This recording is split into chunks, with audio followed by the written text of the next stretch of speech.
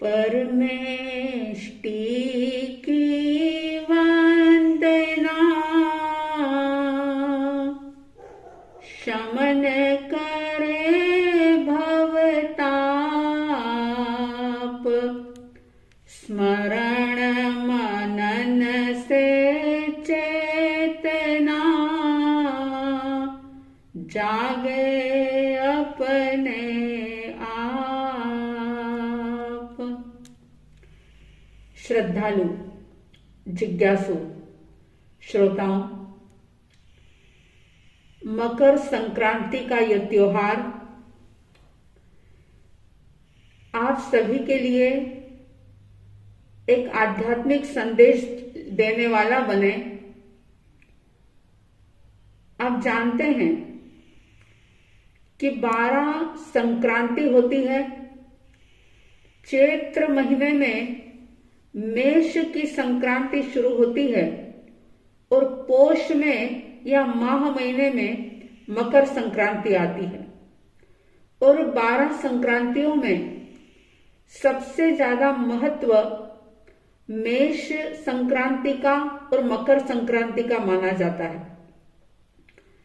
और ये त्योहार वैसे तो सभी जगह मनाया जाता है, लेकिन विशेष रूप से उत्तर भारत और दक्षिण भारत में ये मकर संक्रांति का त्योहार जो है ये बहुत ज्यादा प्रचलित है। यूं तो हमारी भारतीय संस्कृति में पर्वों के त्योहारों के माध्यम से हर व्यक्ति के जीवन को कुछ न कुछ संदेश मिलता है।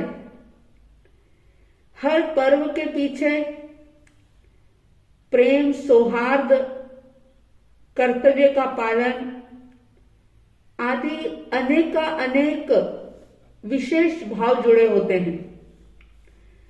आप जानते हैं कि आज के इस त्योहार में विशेष रूप से तिल और गुड़ बांटा जाता है।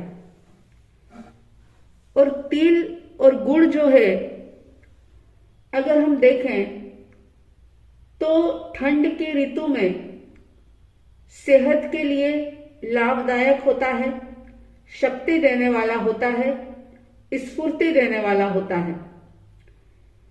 तिल और गुड़ ये दोनों ही एक संदेश देते हैं। तिल ये कहता है कि तुम स्नेहिल बनो, और गुड़ ये संदेश देता है कि मीठे बनो। तिल जो होते हैं ऊपर से रूखे रूखे दिखते हैं, एक एक दाना उसका अलग अलग होता है, लेकिन अगर उस तिल को कोई कूटे, पीसे या कोई उन्हें पी ले तो उसमें से चिकना तेल निकलता है।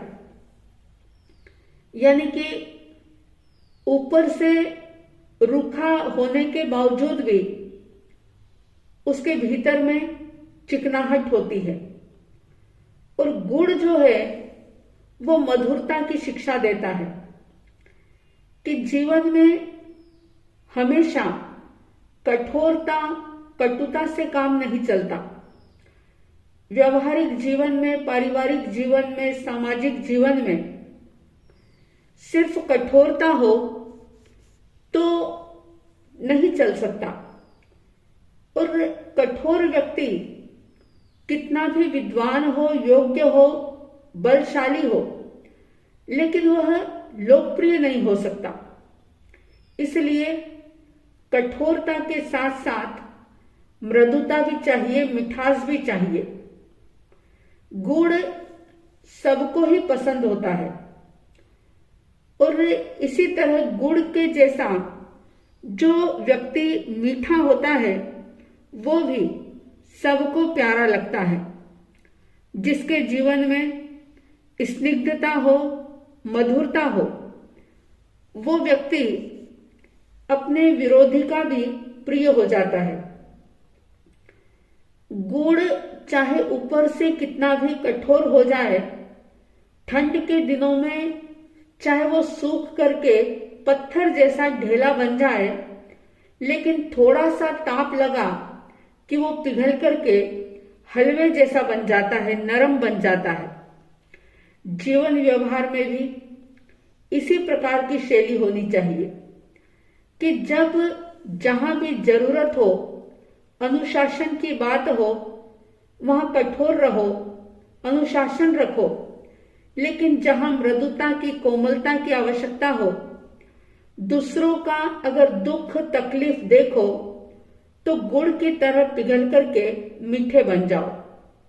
अपने अंतर को इतना कोमल रखो, इतना तरल रखो कि कोई भी व्यक्ति आपको कड़वा कहकर के थूके नहीं, पत्थर कहकर के फेंके नहीं। गुड़ और तिल का मिश्रण हमें इस दुनिया में लाभकारी और उपयोगी जीवन बनाने की प्रेरणा देता है।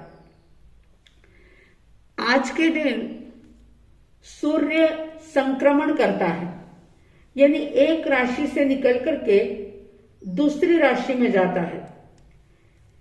अब ये सूर्य का संक्रमण यानी संक्रांति का त्योहार सिर्फ परंपरा से तो बहुत बार मना लिया, लेकिन इसका संदेश जो है, अगर वो हम आध्यात्मिक रूप से ग्रहण कर पाए तो सचमुच ये संक्रांति हमारे जीवन की संक्रांति का निमित्त बन सकती है। इस संक्रांति के अवसर पर एक संकल्प करें कि जन्मों जन्मों के हमारे जो कुसंस्कार हैं, बुरी आदत है, उनको बदलना है, उनको छोड़ना है। क्योंकि ये बाहर की मकर संक्रांति मनाते मनाते तो लोगों की जिंदगी बीत जाती है। कोई 30 साल से मना रहा है, कोई 40 साल से मना रहा है, कोई 60 साल से मना रहा है। लेकिन ज्ञानी कहते हैं कि अब अपने भीतर के जीवन में भी एक संक्रांति करो।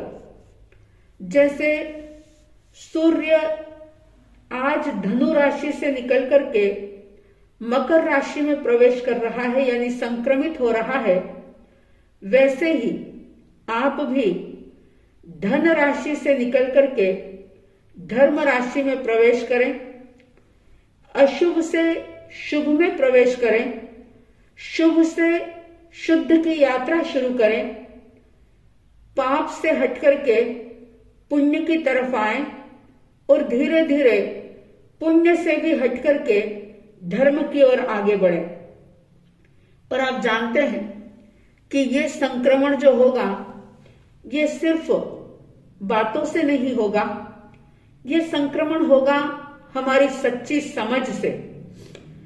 जब सच्ची समझ जागेगी तो उसी क्षण जीवन में एक सम्यक क्रांति हो जाएगी, और एक ऐसी क्रांति होगी कि जो हमारे जन्मों जन्म का जो परिभ्रमण है उसे रोक देगी और हम अपने लक्ष्य की तरफ बहुत तेजी से आगे बढ़ जाएंगे।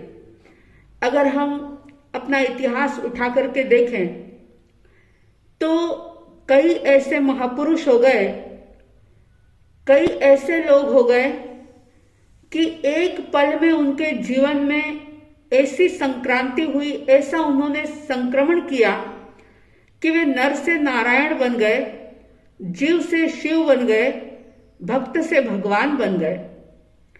अर्जुन माली को देख लीजिए, धन्ना शालीभद्र के जीवन को देख लीजिए, परदेशी राजा के जीवन को देख लीजिए, कैसी उनके जीवन में एक सम्यक क्रांति उठी थी। ये संक्रांति का संदेश ये कहता है कि अब तक शरीर के स्तर पर जी रहे थे, इंद्रियों के विषय भोगों में सुख मान रहे थे, अब अपनी सच्ची समझ पैदा करो और ये सोचो कि आज तक जिसको मैं मान लिया, अपना अस्तित्व मान लिया, वास्तव में तो वो हम है ही नहीं, वो तो मात्र एक संयोग है, और संयोग कभी भी शाश्वत नहीं रहता, टिका नहीं रह सकता, एक जैसा नहीं रह सकता। संयोग हर पल बदल रहा है।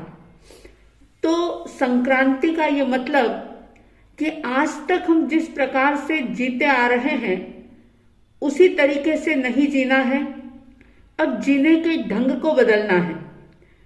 अब तक शरीर के स्तर पर जीते रहे, इंद्रियों के विषयों के आधार पर जीते रहे, लेकिन अब स्वयं के अस्तित्व को जानना है, परमार्थ को जानना है और उसको जान करके सचमुच उस अद्भुत आनंद को प्राप्त करना है, जिस आनंद को अनंत अनंत आत्माओं ने प्राप्त कर लिया। और तीर्थंकरों ने, अरिहंत परमात्माओं ने ये बात कह दी कि जो आनंद हमने पाया वैसा ही आनंद आप सबके भीतर में भी है। आप में भी जीव से शिव बनने का सामर्थ्य छुपा हुआ है, बस आवश्यकता है एक सम्यक क्रांति करने की।